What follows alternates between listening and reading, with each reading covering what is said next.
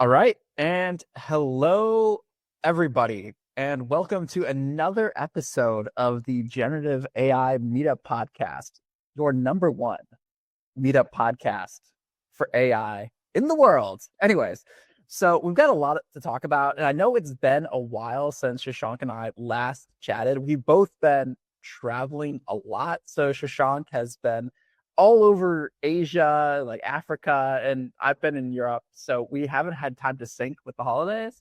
I've been in Spain like the last month, but we finally found some time where we can sit and talk about the AI news. And there's a lot to talk about. So there's this new Groq, like Groq acquisition, the server company, the Groq, as opposed to the Groq. Uh, there's the NovaCut launch, which maybe you haven't heard of NovaCut yet, but after this, I'll tell you about it.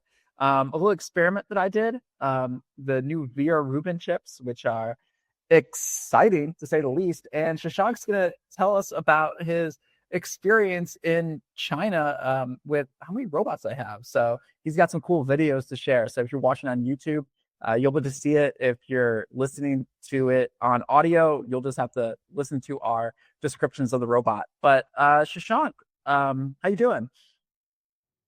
I'm doing good. Yeah, lots of traveling. But there has been a lot of AI while we've taken a hiatus. I forget what we talked about last, but it might have been the new Gemini model that came out. But then since then, the competitors have caught up. There's been a lot of open source models that came out. DeepSeek has been, catching up to the state of the art performance. OpenAI came up with their GPT 2.5, 5.2. And so we're reaching like this saturation limit in how good these LLMs can perform in the traditional standardized benchmarks. And I think this coming 2026, we're going to start looking at other industries and start looking beyond just simple benchmarks into more complex, longer horizon tasks where we just let these asynchronous agents run off on their own and do tasks. So I think all of these developments that we're going to talk about kind of showcase this changing shift from single LLM calls into more agentic behavior, doing more complex things in robotics, faster inference, um, and other agentic features. Yeah, the long horizon tasks are getting better and better.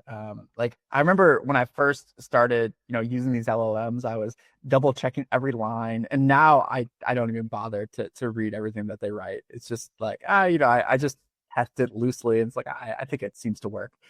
So I'm just giving more and more faith that these LLMs will not make mistakes, especially for complex, like simple changes. But anyways, let's talk about this Groq acquisition. Now, I know it's not like Groq, it's pronounced Grok, but I don't know, it's Grok with a Q. So, um, Shushav, what can you tell us about this acquisition? It's a little tricky to call it an acquisition, but regardless, I think $20 billion or so changed hands for the entire company, which is like an awesome number. But you got to keep in mind that they've been around for a couple years, I think 9 years, because their founder started at Google where he was making the Google TPUs. And then he realized, these Google TPUs are awesome. This can be spun off into its own separate business. And why don't I just start making chips for specialized compute? I think back then there weren't LLMs as we know them today, but he might have seen something in the industry and tried to jump on the ML train because we still had machine learning and we were trying to figure out how to use machine learning for more useful practical things. And so I think it was just a very good timing for him and Grok as a company. And in the last 2 years, they've been just pushing really hard on improving the speed, the latency with which you can get one of these LLMs to respond to a request. And the challenge has been that everyone knows NVIDIA, everyone just buys NVIDIA because it's safe Google uses their own TPU chips, but the long tail of these startups, I feel like they don't get enough large enterprise volume. So this kind of a deal is massive for both companies. Groq can leverage NVIDIA's existing customer base, and NVIDIA is going to get all of this super fast inference, as opposed to trying to put in a bunch of R&D and try to develop that on their own. And given like NVIDIA stock price, I think they can afford to spend tens of billions here and tens of billions there. Yeah, what's $10 billion between friends, right? I mean, it's not much, huh? So, anyways, yeah, I think we didn't mention it, but for those that don't know what Groq is a hardware manufacturer that makes specialized compute chips for AI and AI inference in particular. So, there's a couple of companies that do something similar, but they are like most people would not know what they are or have any use for them directly. Like you would use them if you are trying to either like if you're a company and you want really fast AI responses, or if you are maybe a company that is looking to train AI models. So it's more of like a B2C or sorry, a B2B play, like a business to business, as opposed to like business to consumer. So like hypothetically, Groq would be the type of company that would host like OpenAI's model or host Meta's model or something, and be able to respond incredibly quickly. And it actually is a wonderful product. I use it, and I think it is excellent. There's a couple other competitors, Samba Nova and Cerebras are two other ones, but Groq is definitely one of the big boys. And I think it's like I have mixed feelings on how I feel about this kinda acquisition, because NVIDIA didn't technically acquire Groq. They did I don't exactly know how to describe it. It's like a non-exclusive licensing agreement where basically it's like NVIDIA, they bought or they have access to the employees, and they hired a bunch of people who were working at Groq, and they also got access to how their technology works. So NVIDIA can use it as much as they want. They have most of their employees, but Groq as a company stays the same. So like if you're an investor in Groq, you don't necessarily have a big payday. So NVIDIA like didn't technically acquire Groq, but they kind of acquired Groq. And I think part of this was just to get around regulations, because I mean, NVIDIA is already so big. You don't want to have NVIDIA like have the regulatory scrutiny, but so they didn't technically acquire anything. So Groq is still its own company that just did a partnership with NVIDIA for $20 billion. But I am actually sort of a fan of this because NVIDIA has such distribution between so many different companies that because of all the distribution, more people are going to be able to have access to the technology. So if we think about it, right, like there are some companies that are using their own AI hardware, right? Like Google is the classic example where they own pretty much the entire stack. Like they design their own hardware, they design the TPU, and they train for it. And then there's other companies that, like maybe let's say Anthropic or OpenAI, those companies are building stuff not on their own custom hardware, but they train on hardware that they were able to buy off the shelf, like NVIDIA's GPUs. So if NVIDIA, which is available to everybody, not just like the few in the enterprise who can afford it, if you can go and then buy an NVIDIA GPU that happens to have this Groq technology, in a certain sense, everybody is better off for it, not just like the few companies in the world that can afford to make their own hardware end to end. So like, I don't know, I have mixed feelings because I don't necessarily like to see NVIDIA necessarily get so much bigger, but NVIDIA does seem to be a pretty good company, like in general.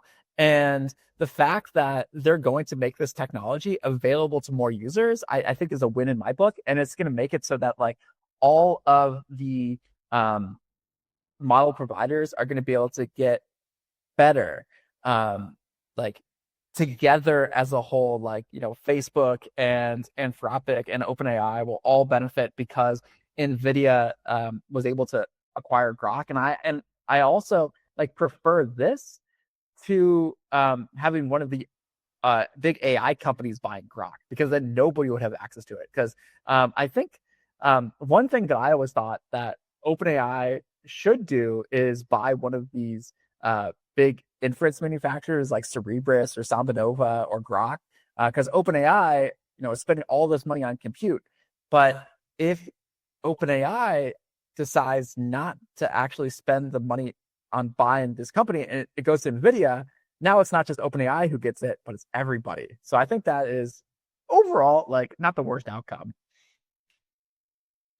Yeah, and just a quick clarification, it seems like the shareholders will get a payout from the deal. Um, the investors, the employees, everyone is going to get some payout. Not entirely sure how that's going to happen, but it seems like this is not one of the cases where the investors or employees um, get left out in the cold while only the founders get to make some money. Um, but speaking of NVIDIA, it's CES this week for the next few days, and they have announced their next generation Vera Rubin, which is going to be faster, bigger, better than the previous generation by like big numbers. I've seen like 6x number floating around somewhere.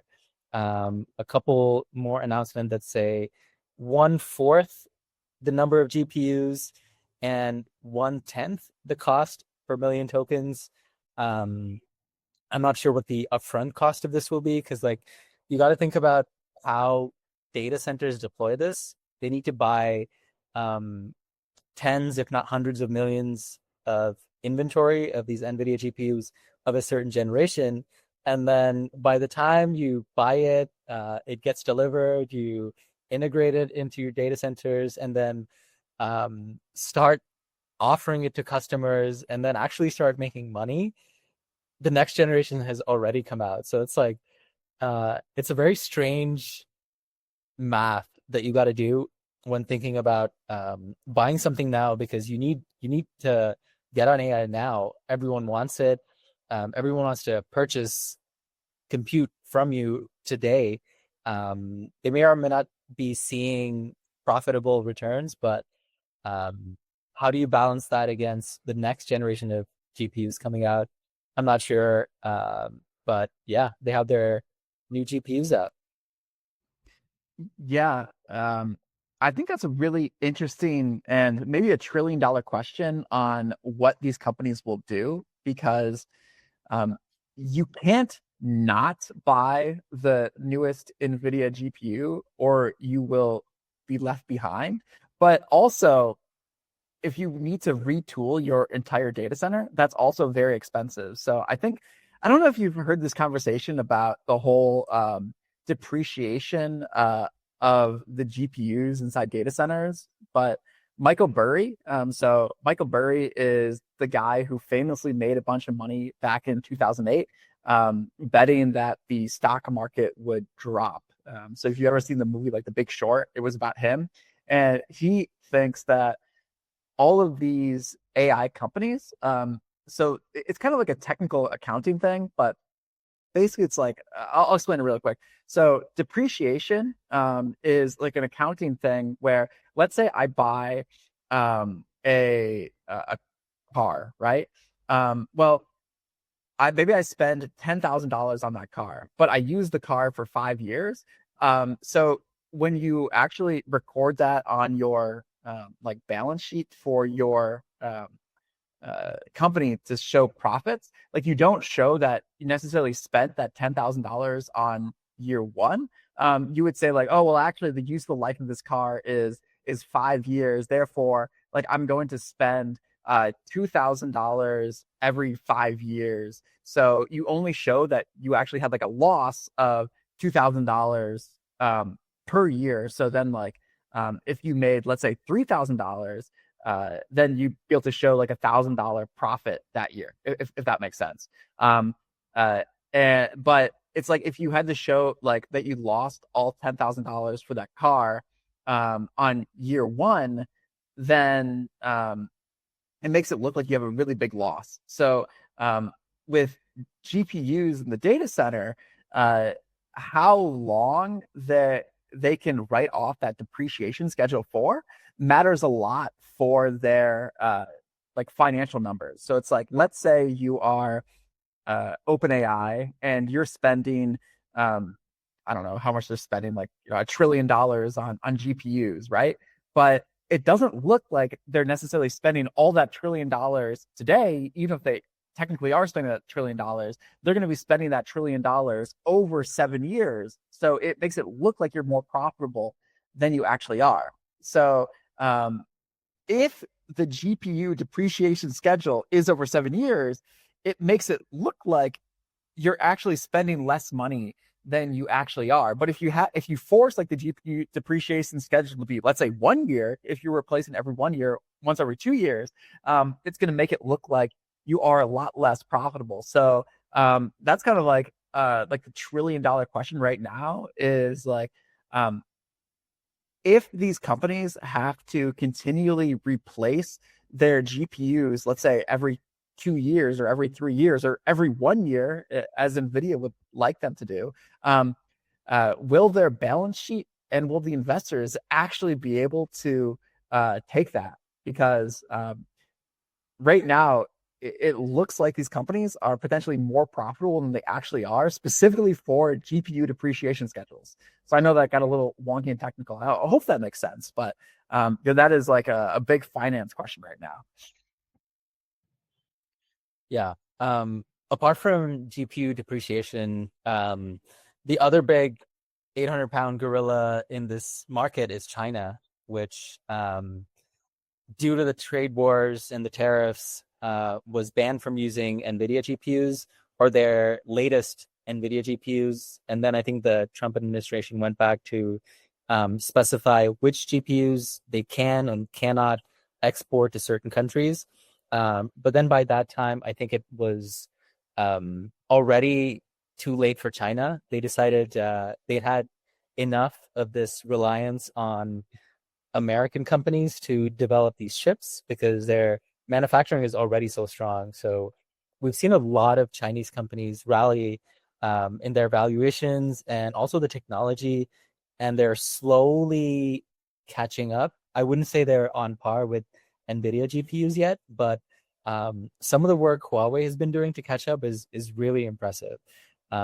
So Mark mentioned that I was traveling in Asia, so I spent about a month in China and went to the Huawei store, which looks like a combination of a luxury automobile dealership and an Apple store because they have everything from vacuum cleaners to laptops, smartphones, cameras, and high-end luxury vehicles. So I'm going to share a quick video of walking through the store. This is one of their high-end SUVs, and you can see that this is entirely built by Huawei, and they have some Huawei Pixel lighting in the car that I'm zooming in. Yeah, on so right for now. the audio listeners, we're looking at a picture of a car right now, and Shashank, can you just like describe in words how the car looks? Oh, the car is kind of like a high-end Volvo. It is targeted towards the luxury segment, costs like 60 to $80,000, has all the bells and whistles, reclining seats. I think I took a video earlier, but it has a drop-down display in the back seat with a projector that's like 30 inches or something to play a movie in the back, recline with like zero gravity all the way back. The front seats move forward to give you that extra leg room. Um, sunroof, and a whole bunch of fancy tech features. But now I walked away from the cars in the video, and then I'm looking at some of their folding tablets, and this one is amazing. I can't notice a crease at all. It looks completely flat. I think part of it just like the angle that it's in, but this is so freaking cool. I remember folding Because display. it looks like a laptop, It but is, yeah. where the keyboard would be is just like more screen. It is, yeah. And it does have a detachable keyboard, so you can just slap that onto the bottom half of the folding display, and then it is exactly like a laptop. So you can use the keyboard, trackpad, or take it out and then use the entire laptop. But yeah, it was so impressive to go into the store, see how far they've come in terms of technology, manufacturing, and jumping out of their comfort zone into industries that are so disparate. And now also making chips for AI inference and other various specialized computation, and slowly catching up. Do you know how much that it cost? Which one? The car and then the also like the folding laptop? Yeah, the cars are comparable to like a Volvo, um, but I think they're fancier, more high-end luxury materials, and better tech features on the inside. Just think of a feature and they'll have it. They'll have the 360 view as you're backing up by using all the cameras around them to stitch together a top-down view. Um, Anything else that car enthusiasts or lazy non-car enthusiasts would love to have in their car for comfort. All right, so I don't actually know how much Volvos cost. I've never bought a Volvo or been in the market for one. Is that like, because I just went onto the website, I see this one is like 29,000 euros. So what is that, like 30 some thousand dollars? So it's like mid-range, I guess, like not Corolla, which is like 20,000, 25,000, but like 30 to 40,000. Would that be like the right pricing? I'm not sure which one you're looking at, but they have models at every range. They have the entry level, medium price, and high end, which starts at 65,000, goes up to like 80,000. Okay. Okay. Yeah. And do you know how much that all screen laptop costs? Because that thing is really cool. That's a good question. I am not sure. Huawei Mate Book Fold. Let me check. Because that thing Um, is incredible. Oh, I think I found it. It's $3,500. $4,300. $3,500 Oh, dollars. yeah. Oh, I found this as a Canadian dollar, so it was like Oh, 42.99 Canadian. okay. Yeah, that checks out. I mean, it's pretty fancy. You feel like you're in the future with that thing. Love it. Um, cool. So, and you said you had like some other videos of like robots walking Oh my around God. like the So many, street. so many. Every street that I went to, it had the word AI in it. There was a freaking vending machine with the words AI in it. I'm not sure what it did. Right now, I'm showing a video of a robot for our audio listeners making some coffee and serving that to me. I don't think this is as good as the new wave of ChatGPT enabled robots that are completely autonomous and can function in every environment. This one is more pre-programmed to like pick up the cup, fill the coffee, put on the lid, and then drop it into the receptacle for you to pick it up. But I did see some fully autonomous robots. I think this is the Unitree one that is kind of like a small human being or like a child size humanoid robot that can walk around. It has the Spot dog like quadruped robot running around beside it. And this was just in a shopping mall where there were a bunch of people. I forget what the point of this was. It was hard trying to navigate China as a non-native Chinese speaker, but there were robots everywhere. So another cool one was the fact that every hotel has a delivery robot that can pick up groceries or whatever else and then deliver it to your door. So this is a video of a robot stacked on top of a Roomba, with a couple compartments for food delivery or whatever other kinds of delivery. And the cool part is, I think this is because, hotel rooms, you need like the key card to go up and down floors for safety. So this robot is hooked up into the elevator's API, so it can call the elevator, it can press whatever floor that it needs to go to, and then it can detect what floor it's on in real time, and then go there, and then as it gets to your room, it's able to call you on the intercom, and it has a really cute baby voice, I think, to seem non-threatening and not freak people out. But it'll be like, "Hey, hello, your order is here," all in Chinese. And then you got to press the button. It opens the door to allow you to pick up the food, and then off it goes on its own. And it plugs into its docking station where it keeps charging, waiting for the next delivery. But it's pretty cool. I think it works almost every single time.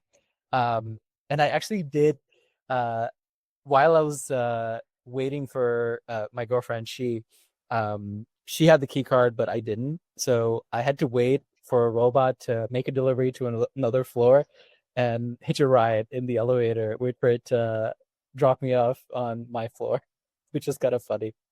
That is so cool, and I feel like so useful. Yeah. I love it. It really feels like China is somewhere in the future. So that's exciting. And they also banned drones from China recently too, right? Because The I know, US. yeah, the US I think banned drones from China, which is I guess understandable. Because I don't know of any U.S. company that makes consumer drones, but I am really happy that I bought my DJI like a few months ago, because it's really good drones. I think they're selling it under a different name. I know they're selling the Osmo handheld video cameras. I forget what the other name is, but they're identical, except that the assembly is done in Vietnam or something, so it gets around the trade restrictions, and you can buy it on Amazon for like 60% of the price for exact same product. It's just labeled as a different brand. Oh, Um, all right. Okay but then. one last video that I wanted to show was this super cute little animatronic robot that looks like a cartoon character or like Pokemon. This is actually a Japanese company because I think the Japanese really have the sense of aesthetics and cuteness, the kawaii look. And this one is touch sensitive. You can pat. It's a little like fuzzy dumpling looking creature with two big eyes that have displays, so you can see the eyes opening and closing, and it has these little googly features. But you can tap it on its forehead and it'll like purr as if you're petting a cat. You can, you know, uh, pick it up, have it follow you around, tickle it under its armpits, or droop its nose, and it'll like have all kinds of reactions. And their pitch was, this is going to be a replacement for pets if you think you want a pet but it's too inconvenient, or you're getting old, to have some kind of companionship that is easy to maintain, low overhead. It just manages itself. It goes off and charges itself in its docking station, and it's got little wheels so it can run around, and a goofy looking big mounted camera, which kind of looks like a unicorn horn sticking out of its head. Uh, Hopefully, they'll keep miniaturizing that vision technology so it's less obtrusive. But this is super cute, and I think we're going to see a lot more of this in the future. That is so cool. Yeah, I actually saw something very similar to that. It was the Aibo robot dog by Sony. I don't know if you've ever seen that one before, but I've seen that one, yeah. yeah, because the Aibo, that's exactly what it reminded me. Like the Aibo dog, is basically like a robot dog that you can pet, and it'll kind of like move its head back and forth as if it'll like respond to you interacting with it, and you could teach it tricks and things. Um, it's very cool. But although I think they are expensive, I don't exactly know the price, but I don't think it's cheap. I think it's over $1,000. But uh, exciting. It's like a very cool thing.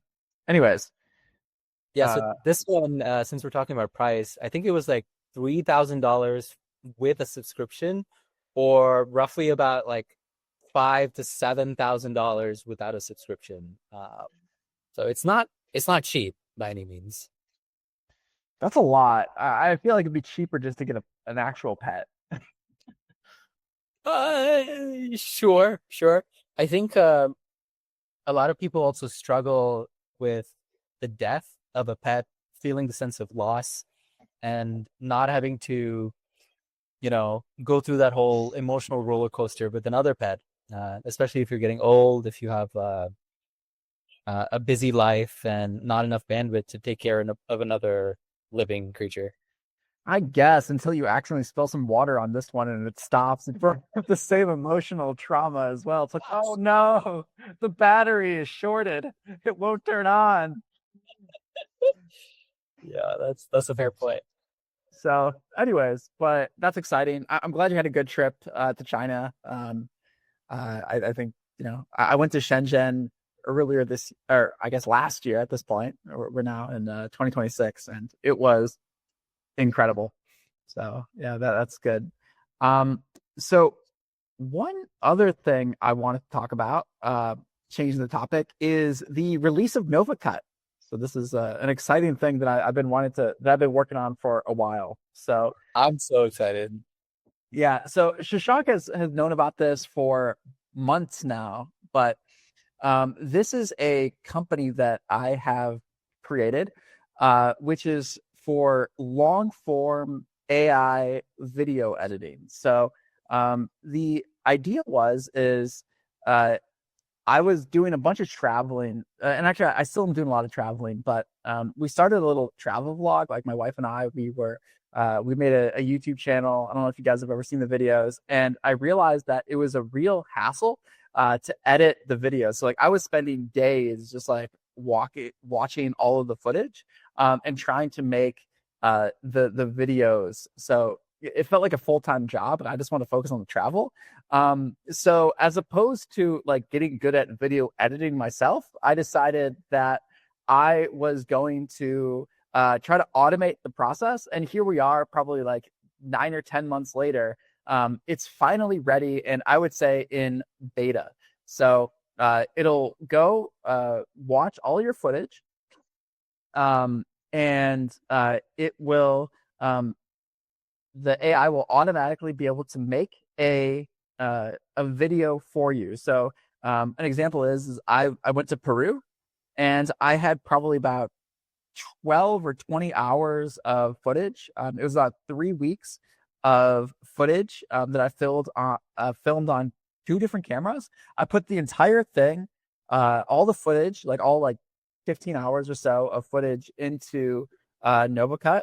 NovaCut was able to transcribe it all and make a 40-minute travel vlog.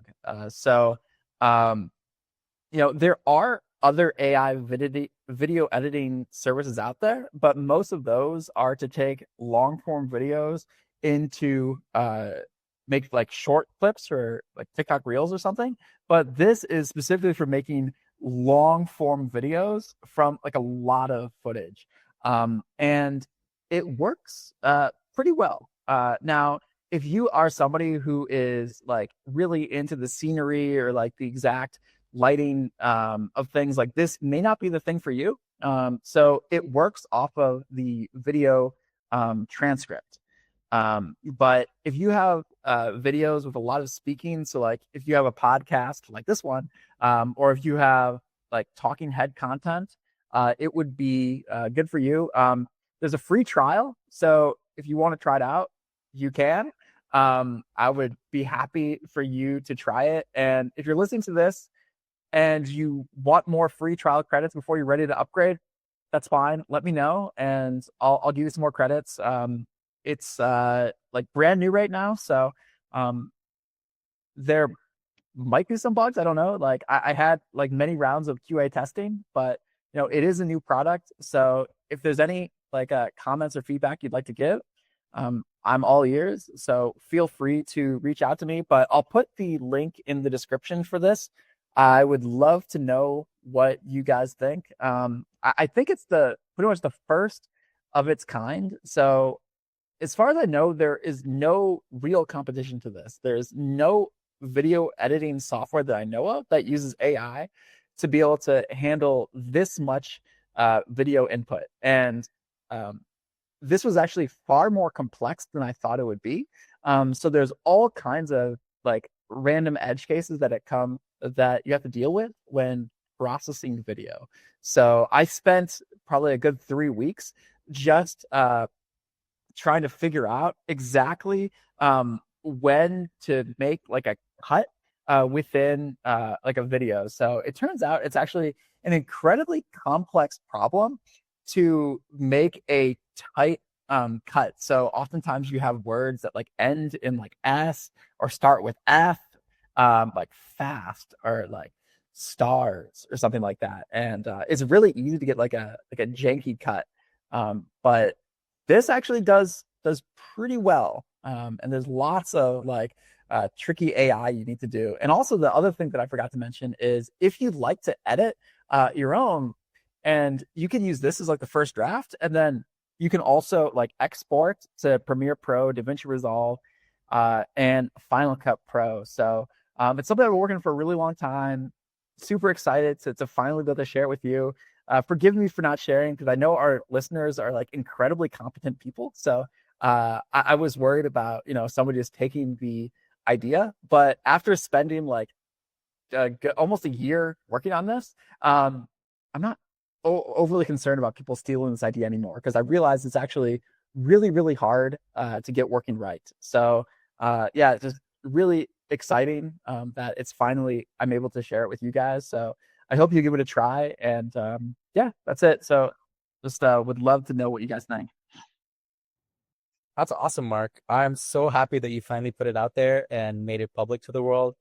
Um, and it sounds like this classic software engineer pattern where you don't want to do something that's going to take you an hour, so you spend close to a year trying to automate it. And I've seen Mark go through this the journey of building NovaCut and realizing how non-trivial it is to make long form video from a bunch of different sources.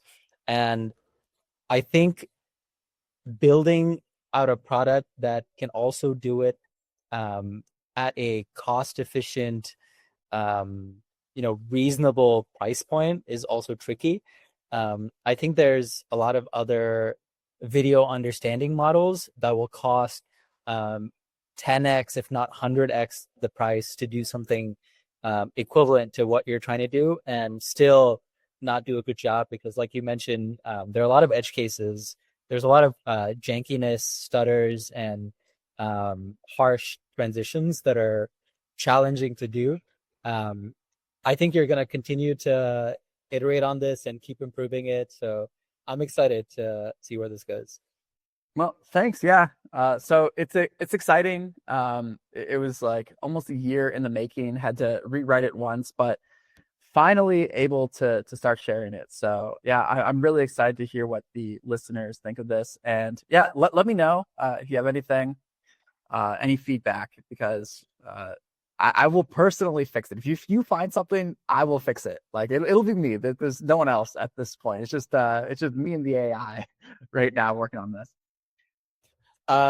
Speaking of, you've been using Cursor for at least the last few months. How's that been working out?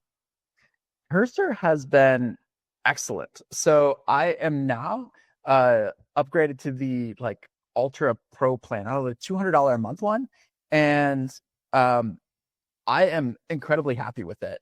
I think that ever since we did that vibe coding episode where you kind of walk through your process, I like really dove in to Cursors, configured all the rules, all the config files, and I would say I'm probably 5 to 10x more productive than I was in the past. It's just like it saves so much time to not have to give the LLM context about what you're doing. So with Cursor, you're able to tell the AI once, like what you're making, give it details about what each file does, like any coding styles that you have.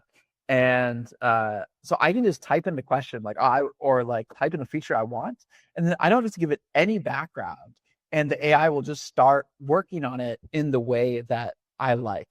And it has been absolutely excellent. And I love how Cursor has the ability to use all the different models. So it's like I've been switching which model I use. I've been using Gemini 3 a lot. So I think Gemini 3 is my favorite model at the moment. But unfortunately, it seems like Gemini sometimes goes down, although a lot of these models have issues where they're not able to handle all the traffic to them immediately. So sometimes I'll use like a GPT 5.2, which has also been excellent. And another one that I've also been using is the Opus 4.5, which is uh, I haven't decided which one I like the most. There was an issue where Gemini 3 made some mistakes that Opus 4.5 was able to fix, but um, yeah, just sometimes like these models will have different strengths, but Cursor has been excellent. And I got like my year-end summary, and it seems like I used like billions of tokens from Cursor, and most of those tokens were not from their auto model; they were from more expensive models. So I think I did the math, and it was like I don't know. I used maybe like almost $10,000 worth of like actual compute from Cursor, and I only spent like a few $100s with them. So I don't know how they're making money on it at this point, but I hope they'll be able to get the cost down for themselves, because the resource, like the amount of value you're able to get from Cursor is just silly compared to the price. It's such a good value. But yeah, it's been excellent. That's awesome. I'm really glad to hear that you've been able to be more productive. Um, but since we're now in 2026, two of the paradigms that come to mind are not typing as much, using your own voice to talk, using any kind of speech to text app. On the Mac, I've been using Whisperflow, which is, one of many, but it's able to just listen to you and convert your speech to text wherever you are. If you're typing something into Chrome, if you're typing something into ChatGPT, or your coding editors, it's able to take your request and also use like the application specific annotations, so it can like tag certain files. If you say, hey, fix this in the authcheck.ts, it'll be able to reference that specific file, and speed up your output quite a bit, because speaking is a lot easier than typing. um, and you can get in more context if you're trying to specify what you want the agent to do. And another thing that comes to mind is, uh, I assume you're still looking at the code yourself. You're still writing code or monitoring the AI as it writes code in your files and project. But something that the creator of Claude Code in Anthropic, Boris Cherny, just mentioned, I think he tweeted recently that he has written like uh, hundreds if or billions of lines of code, but not looked at a single one of those commits. And he's just been monitoring agents writing code asynchronously while guiding them as a manager. So I'd be curious to see if that approach scales as we go into 2026 for you.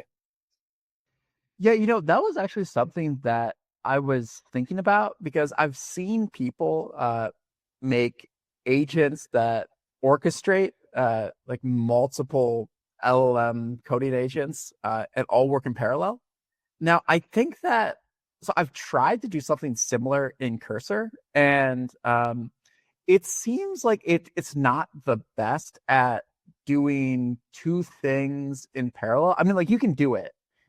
You can definitely do like multiple code changes in parallel, but my understanding is that uh Claude Code is like the best for that. So pretty much everybody that I see running like all these agents in parallel using like orchestration and stuff, they all seem to be using Claude Code. And I remember I tried Claude Code maybe a few months ago, and I ended up going with Cursor for various reasons, but it makes me want to try again because I do think that they are kind of complementary tools and they have their own strengths and weaknesses. So my rough understanding, and I haven't used Claude Code enough to say this with like extreme certainty, but I think Cursor is very good at um, doing kind of like mm, optimizations within a code base and only touching a singular point part in the code. For example, if I want to make like a small UI change, Cursor is pretty good about just making that UI change and not changing anything else. Whereas Claude Code, from my understanding, is a little bit more of a brute force tool where it will change your UI, but then also notice that you need some backend changes, then update your API too, and then look at the code a little bit more holistically and try to update the architecture while Cursor will just try to make the singular change that you wanted. Claude Code will change more. So I don't really know what's better. I think both are probably good, and I think they probably complement each other. I'm a little hesitant to add another $200 a month subscription, but I might do it. So I could be convinced to just run both at the Yeah, same time. I think my challenge when trying to run multiple agents at the same time was if they're working on the same code base in the same folder, same checked out repo, it makes it hard to go back because the diffs aren't committed per agent if you're working on the same directory. So navigating that was a little challenging. Now, if I had like a ton of virtual machines that were able to each work on the same repo asynchronously and then submit code and then have something else merge those changes, that would be um, less error prone, I think, but also I can't imagine the costs associated with that. But I do think that working on a higher level of abstraction, thinking about orchestrating these agents seems to be the theme for 2026. And I think we'll see a lot more of that. Yeah, so I've actually had like kind of this idea for a long time, but I don't know if we're quite there yet. But I could see it where you could have agents or like a collection of agents run an entire company. So hypothetically, you could have, let's say, a QA agent test code. You could have a research agent go and then figure out what to build next. And then you could also have somebody maybe analyze customer feedback and then prioritize that as a product manager agent. You could have your software development agent. You could have your marketing agent writing email copy. You could have your customer support agent. And then you could have the orchestrator agent run all of it. And then honestly, you probably don't even need a human in the loop. Uh, and you could just have the AI figure out what to build, and then it would be able to build an entire company. Now, I think realistically that would be very challenging to do with the current technology. I think that it.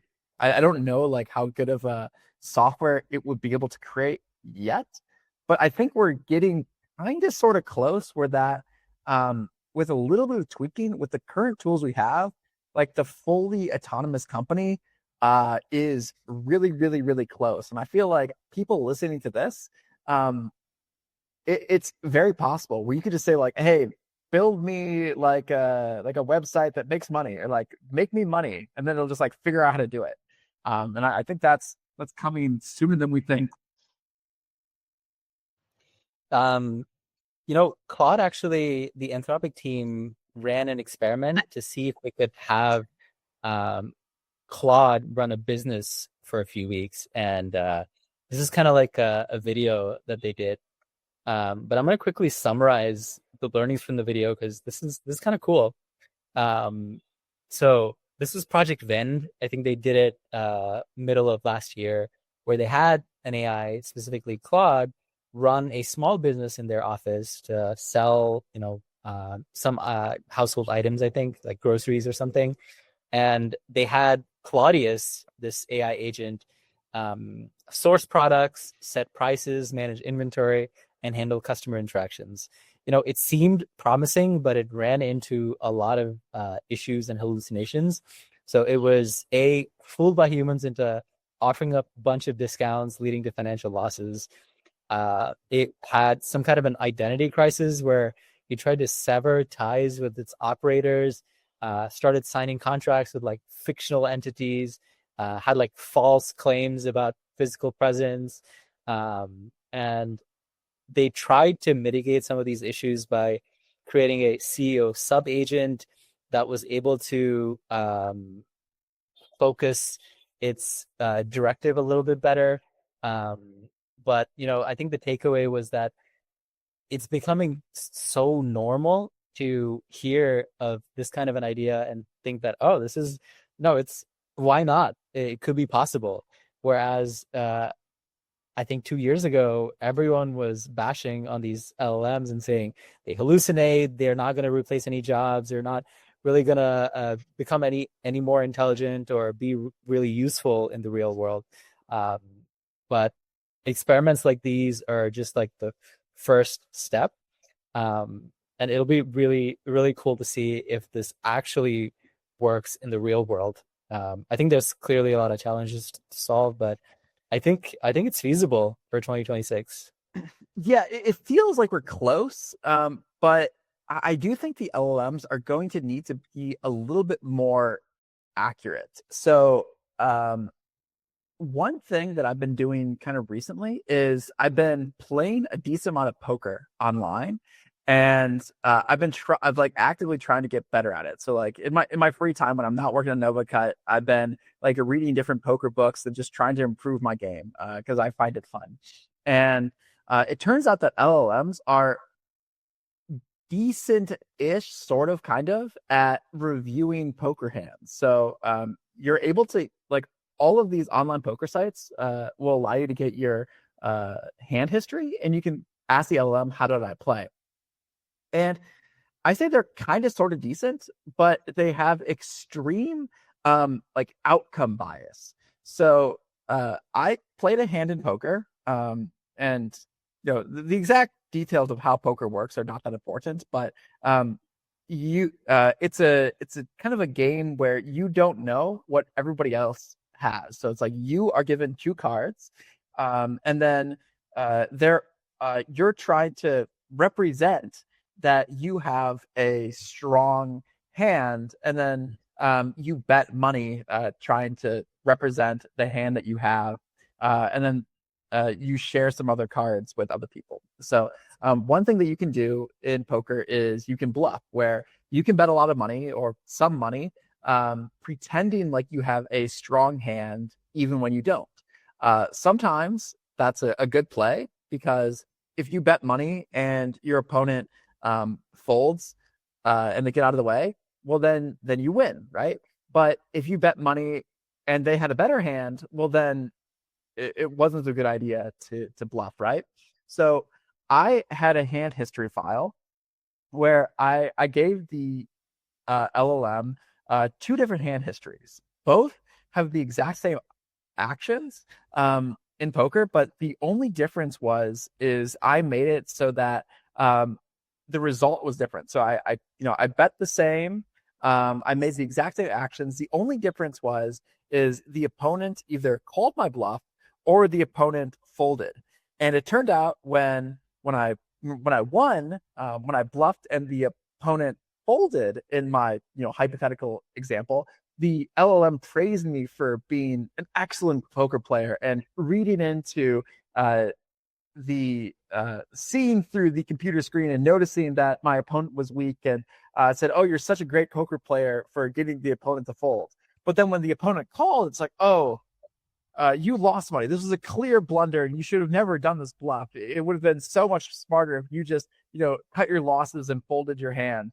And even though it's the exact same, and I tried to do all these different things where I said like, "Hey, LLM, don't look at the result of the hand. Just go and look at the actions taken. Like, could I have, was this a good play?" And no matter how many different things I tried to do, it would always say, like, if I won, it was like, "Oh, you're a genius." And if I lost, it said, "Oh, you're an idiot." And I tried, this seemed to be like a common theme between models where like, I tried with Gemini, I tried with ChatGPT, I tried with Anthropic's models, and every single one had to seem to have the same kind of like outcome bias. Now, I think humans maybe have like a similar bias, but um, this I think is like if it can't even get poker right, I think it's gonna be tough to run a business when like really like businesses are things with very sparse feedback loops, right? Like if you make a product, it might not be a year until a customer is able to give you any feedback whatsoever about that product, if they give you any feedback at all. Maybe the only feedback you have is, "Oh, I have no customers and we're losing money." But it's not really easy to go off of like what necessarily needs to change. So I think, with something like math or with coding, there's oftentimes like a very tight feedback loop. So the LLM is able to rapidly improve. But something with like business, or I mean, in this case, even like a simple example like poker, the LLM was not able to appropriately define whether the decision was good or not. So long story short, what I ended up doing is I ended up redacting the final action from the opponent. So I said like, "Hey, LLM, like I'm not going to tell you what the opponent did, and I'm also not going to tell you what cards they had. Tell me if this is a good action." And then if I did that, if I like made the results hidden, then it seemed to give me much more consistent results. But I feel like this is showing that there is still something lacking in the current state of the art LLMs, where they have so much like high result bias, and they will be able to spin a story that's very convincing that like you're a genius, you're an idiot based off of like a singular action, even though both actions were exactly the same. Because like the outcome should not matter. Like just the steps that led up to the outcome and then the process should be the thing that mattered, not necessarily the final outcome.